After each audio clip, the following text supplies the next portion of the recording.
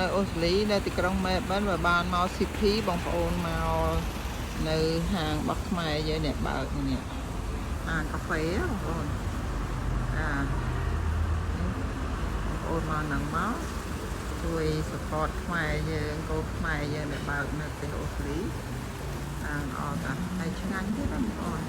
តែមើលមកចាស់សុំមកទីអូយ burger លុយម៉េះញ៉ាំអ្នកដេកពន្ធតែភ្ញៀវមានភ្ញៀវមកហានៅចិត្តសិទ្ធិបងប្អូន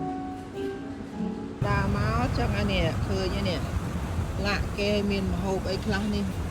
ច្រើនមករបស់គេតា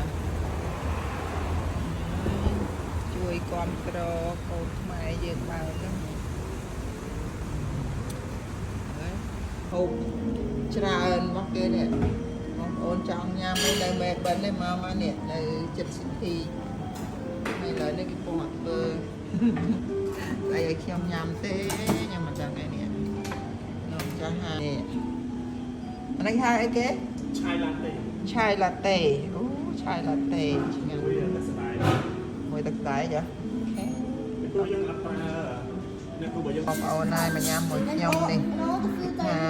ទិនណូហ្មងឆ្ងាញ់ហ្មងហ្នឹងឆ្ងាញ់ឥឡូវដាក់ទៀតអាហ្នឹងដែរគេហៅអីខ្ញុំមិនសូវដឹងទេបងប្អូនឆ្ងាញ់